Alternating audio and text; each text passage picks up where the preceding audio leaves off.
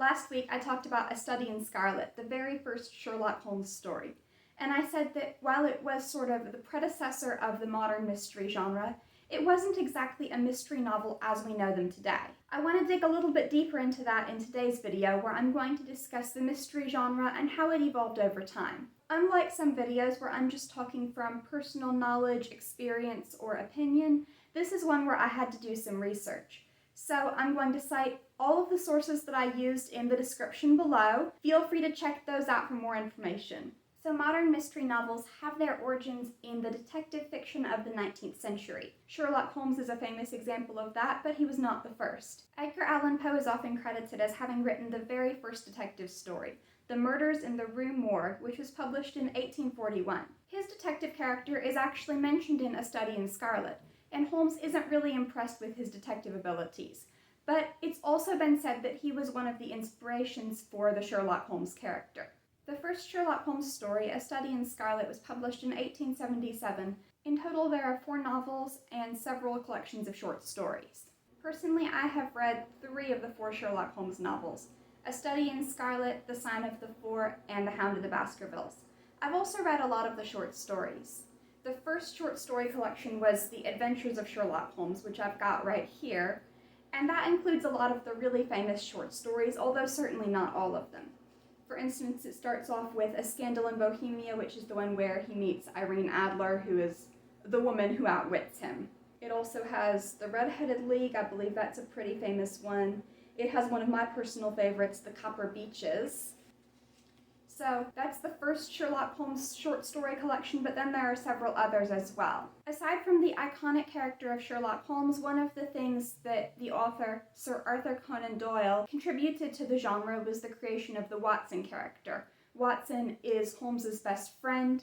He is of relatively average intelligence, so he's able to follow along with the mystery, but he doesn't solve it as quickly as Holmes does, and he kind of serves as the viewpoint of the reader. That's a character type that will continue to be used throughout mysteries as they evolve, although of course that sort of character won't appear in every story. The Sherlock Holmes stories began in the 19th century and carried over into the early 20th, and the early 20th century is actually sometimes known as the golden age of detective fiction. Agatha Christie was a very prolific mystery writer in the early 20th century. She wrote over 60 novels and many short stories, a lot of them featuring the iconic characters of Hercule Poirot and Miss Marple. One of my favorite Agatha Christie books is Murder on the Orient Express, which I've got a copy of right here. Murder on the Orient Express is a Poirot novel. It follows the detective Hercule Poirot as he is on the Orient Express and he's trying to solve the mystery of who among the other passengers murdered one of their fellow passengers. A couple of other favorites of mine are And Then There Were None and Ordeal by Innocence, which are not Poirot or Miss Marple stories. They are kind of standalone novels that don't have one of her recurring detective characters.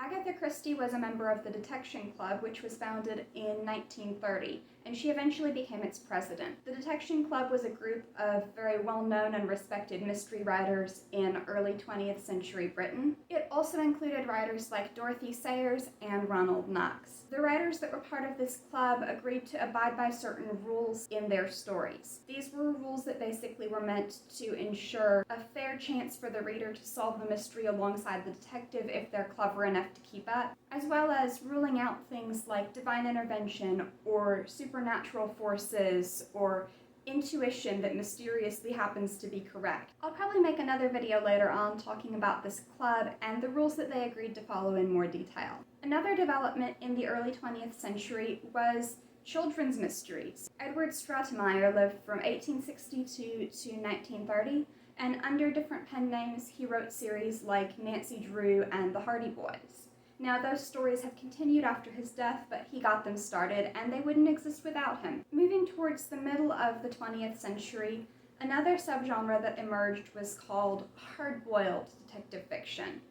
This tended to be a little bit more gritty and realistic, and less focused on just following along with the detective and collecting clues in the quaint English countryside or things like that.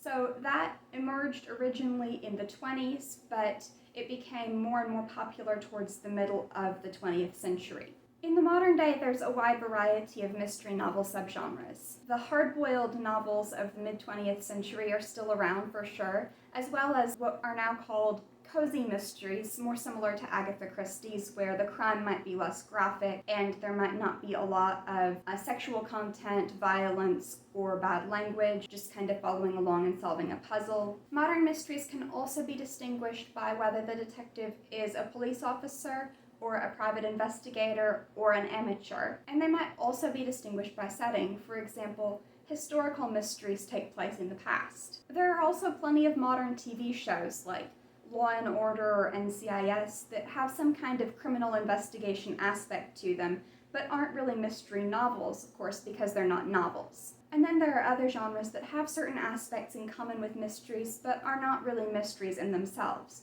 For example, suspense, thriller, or true crime. And then finally, mystery elements can appear even in books that don't have mystery as their primary genre. For example, the Harry Potter books. In his book, Harry Potter's Bookshelf, The Great Books Behind the Hogwarts Adventures, John Granger writes this: "The essential part of this formula, with respect to its ability to keep us turning pages, however, doesn't involve the players or the murder. It is our confusion. We are engaged first and foremost by the mystery involved, the insoluble puzzle confronting us. Our desire to learn what we don't understand, how what couldn't have happened did in fact actually happen, not to mention why it happened, all but drags us headlong into and through the story, from beginning to resolution. Harry Potter's adventures do not feature a private detective like Sam Spade, Sherlock Holmes, or Poe's Auguste Dupin. Every year at Hogwarts, though, a puzzle or mystery unfolds that Harry, Ron, and Hermione team up to solve." So, even though there isn't a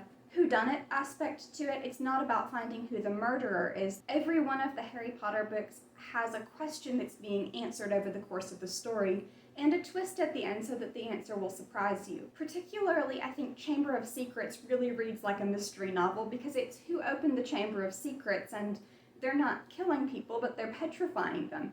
So it is even kind of like an investigation of a crime, an attempted murder. Another example that comes to mind that might be a little bit less well known: when I was a teenager, I really loved this book series called Across the Universe by Beth Revis. It took place on a spaceship. It was a generation ship, meaning people had been born on the ship and would expect to grow old and die on the ship while it traveled between two different stars. And there were also people frozen in cryogenic sleep below decks who were like scientists and people like that who would be woken up when they got to the new planet. In any case, the mystery of the first book is who is unplugging and killing the frozen people. It really was kind of just a straightforward mystery, except set in a science fiction setting. And the sequels, even though they didn't have as much of a whodunit type plot, all explored some key question with a shocking twist at the end. So that's another example that comes to mind of a modern genre story that the genre is not mystery, but it draws heavily on mystery conventions and could easily be classified as mystery if the setting were not in outer space.